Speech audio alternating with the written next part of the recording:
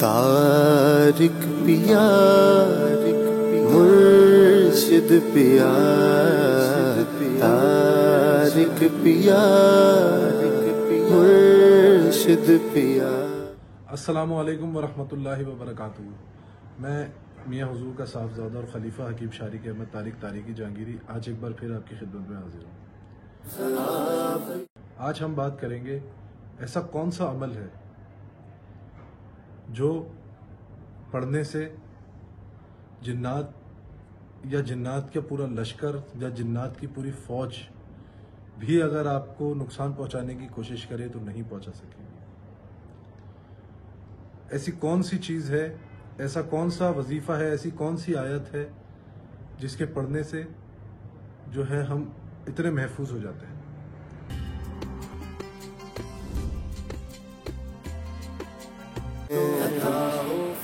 सबसे पहले तो हमें यह पता होना चाहिए कि जिन्नात अगर किसी शख्स पर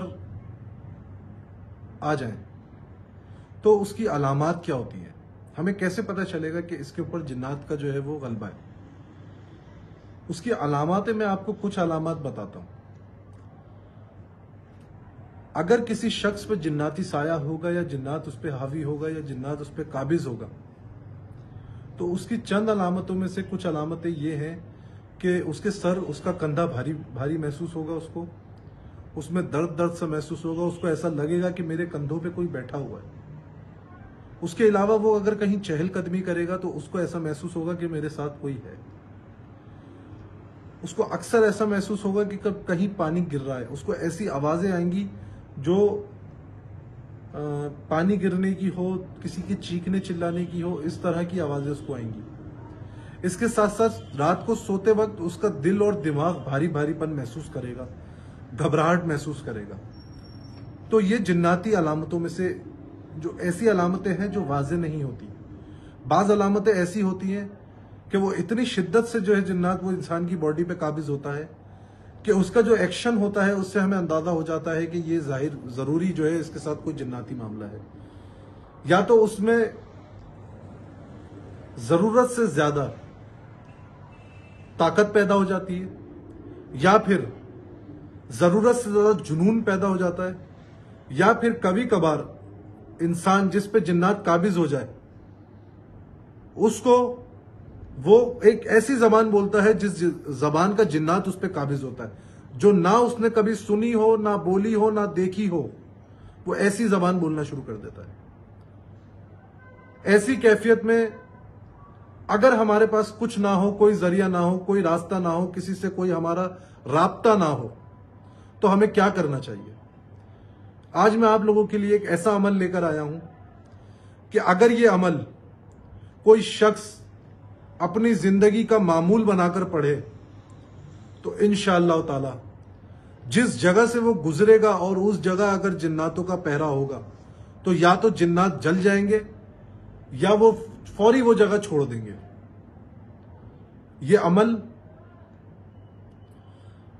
आमिलीन हजरात के लिए भी है और इसकी इजाजत हर खास और आम के लिए है। अगर वो इस तरतीब से इस अमल को करेगा तो जिन्नात तो क्या, जिन्नातों के पूरे पूरे लश्कर भी अगर किसी के ऊपर काबिज हो तो वो फौरन उसको छोड़ देंगे या फौरन वो जल जाएंगे, उनका खात्मा हो जाएगा। वो अमल क्या है? वो अमल ये है कि 7 मरतबा आपने आयतल कुर्सी पढ़नी है। अच्छा, सिर्फ आपने आयतल कुर्सी नहीं पढ़नी। आप जब आयतल कुर्सी पढ़ेंगे तो आयतल कुर्सी में आता है, जब आयतल कुर्सी बिल्कुल इख्तिताम पर होती है, इख्तिताम से थोड़ा सा पहले आयतल कुर्सी के कुछ अल्फाज हैं, वला यहूद व हिफ्ज़ुहुमा। ये अल्फाज आप 7 मरतबा अगर आयतल कुर्सी पढ़ते हैं तो हर दफा आपको 70 मरतबा दोहराना है, वला यहूद व हिफ्ज़ुहुमा। इसके मायने हैं कि और अल्लाह उनकी हिफाजत करते थकता नहीं है। यानी कि आयतल कुर्सी का इतना मजबूत इसार है कि जिसमें अल्लाह गवाही दे रहा है कि अल्लाह उस शख्स की हिफाजत करता है जो शख्स आयतल कुर्सी का इसार करता है। आयतल कुर्सी एक ऐसी आयत है جس کو قرآن مجید میں تمام آیتوں کا سردار کہا گیا ہے. اور آیت الکرسی جو شخص اس طریقے سے اپنی زندگی میں معمول بنائے گا، یعنی جو شخص 7 مرتبہ آیت الکرسی روز پڑھے اور ہر دفعہ جب آیت الکرسی ختم ہونے سے پہلے یہ الفاظ آئے وَلَا يَهُودُ حِفْظُهُمَا، تو اس الفاظ کو جو ہے وہ 70 مرتبہ دہرائے اور اسی طرح 7 مرتبہ روزانہ پڑھ لے، تو اس کے اوپر ایسے معاملات ہو جاتے ہیں اس کے ساتھ کہ اگر وہ کہیں سے گزرے اور وہاں پہ جناتوں کا پورا قبیلہ، پورا کا پورا لشکر موجود ہو، تو وہ جگہ ان کو مجبوراً چھوڑنی پڑے گی. نہیں تو اس عمل کی برکت سے وہ جنات، وہ آصف فوری طور پر جل کے راکھ ہو جائیں گی. تو اس کی اجازت میں ہر خاص اور عام کو دیتا ہوں، اور اس کے ساتھ ساتھ میں عاملین حضرات کو جو لوگوں کا علاج معالجہ کرتے ہیں ان کو اس بات کا گزارش کروں گا کہ وہ لوگ اس کو لازمی اپنا معمول بنائیں. اسی کے ساتھ ساتھ میں آپ سے اجازت چاہوں گا. انشاءاللہ اسی کے ساتھ ساتھ یہ سلسلہ ایسے ہی جاری و ساری رہے گا. السلام علیکم ورحمۃ اللہ.